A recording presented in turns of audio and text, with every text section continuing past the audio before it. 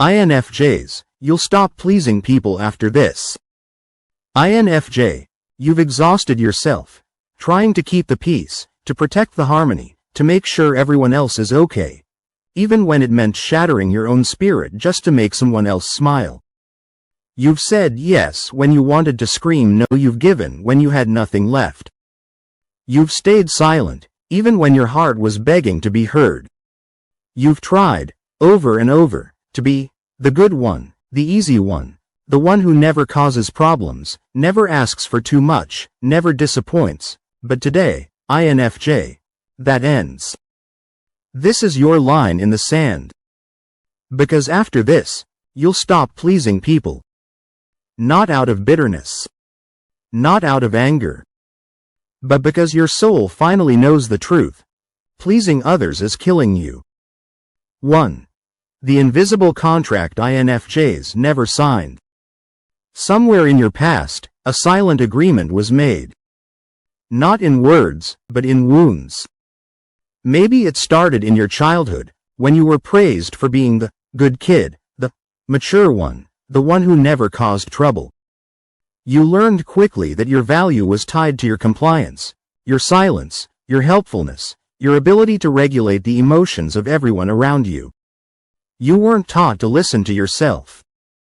You were taught to scan the emotional temperature of the room, adjust your tone, fix the tension, sacrifice your needs for the sake of keeping others comfortable.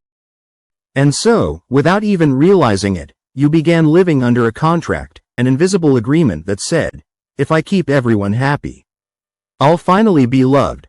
2. INFJs and the empath trap.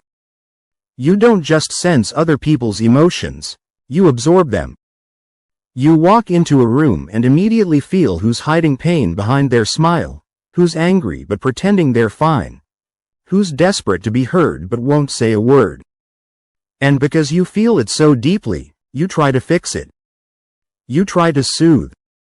You try to carry their storm as if it were your own. But this is where the trap begins, because when your empathy becomes a performance of healing others at the expense of yourself, you're not being kind. You're being erased. INFJ, your empathy was never meant to be a leash. You are not responsible for the emotional well-being of every broken soul who finds your light. 3. The smile that hides the burnout. You smile. You nod. You say, of course, I'd love to help. And no one suspects the truth, that behind that calm expression is a soul running on empty. You've overextended yourself for bosses, friends, family, lovers. People who see your reliability as a resource, your kindness as permission, your silence as approval. They say things like, you're just so strong, you never complain, you always come through, and you swallow the praise like poison disguised as honey. Because they're not seeing you.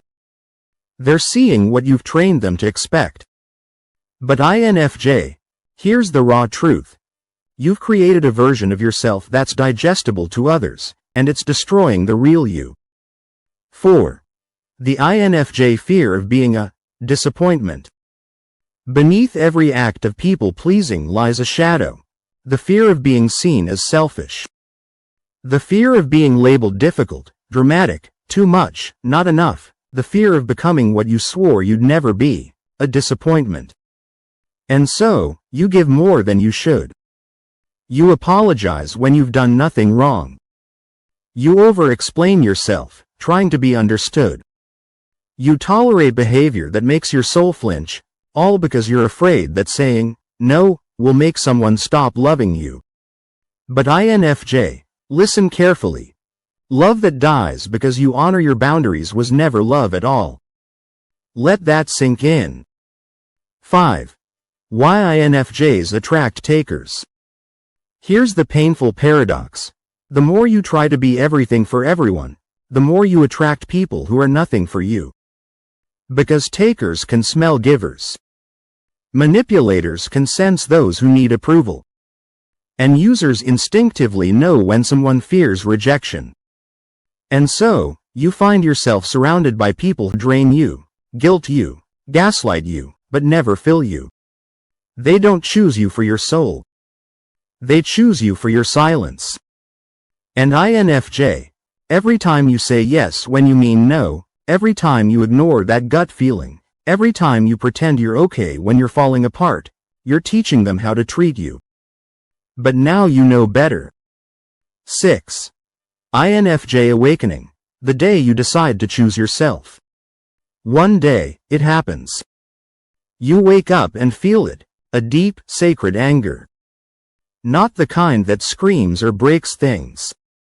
The kind that whispers, no more. No more pretending you're okay with being last on their list. No more swallowing your voice just to keep someone else comfortable. No more guilt over choosing peace over people. That day, you don't become selfish. You become sovereign. INFJ, you were never meant to be a doormat in the name of kindness. You were meant to walk as a quiet warrior, gentle, yes, but no longer tolerating what drains your soul. 7. What happens when an INFJ stops people pleasing? When you stop pleasing people, everything changes. Some will get angry. Some will disappear. Some will accuse you of changing. But here's the truth. You're not changing. You're revealing. You're finally letting the real you speak, the version of you that's been buried under everyone else's expectations. You'll start saying, I'm not available for that. That doesn't feel right for me. No, I can't help this time. At first, it'll feel terrifying. You'll second guess yourself. You'll feel guilty, but with every boundary, every time you choose yourself, you'll feel something else too, freedom. 8. The loneliness that leads to liberation. Yes, it gets lonely. When you stop people pleasing, some people will leave. Let them. Because what's worse than being alone is being surrounded by people who only love the version of you that serves them. Let them go. Let the silence teach you something. That you are enough without applause. That your worth is not measured by your usefulness. That your soul was never meant to be currency. You may walk alone for a while, but you'll walk in truth. And that, INFJ, is the beginning of your liberation. 9. Reclaiming your inner voice. Now the work begins. The work of reclaiming your voice. Of asking yourself, what do I want? Not what they want from me, through me. The work of listening to that quiet inner whisper. The one you've silenced for years. You begin to recognize manipulation. You begin to say no without explanation. You begin to choose rest, peace, joy, solitude, not because you've given up on people, but because you've remembered yourself. 10. INFJ, let this be your last apology. INFJ, this is your moment. To stop apologizing for your boundaries. To stop making excuses for your no, to stop bending just to be accepted. This is your moment to whisper to your younger self, I see you. I will protect you now. I will no longer betray you for approval. You don't owe the world your silence. You don't owe people access to your energy. You don't need permission to honor yourself first. Because you, INFJ, are no longer here to please the world. You're here to heal. To express. To rise. And from this moment on, you please no one to the detriment of your soul. If this spoke to your spirit, if you felt seen, heard, cracked open, then you're not alone. INFJ, drop this in the comments. I please no one at the detriment of my soul. Let others see your truth and gather strength from your courage. Like this video if you've ever lost yourself in trying to make others happy. Subscribe for more INFJ's soul deep content. Share this with an INFJ who's still learning to say no. This isn't just a video. It's your awakening. And after this, you'll never people please the same way again. Because you're not who they think you are. You are who your soul remembers you to be. Stay safe, and see you in the next one.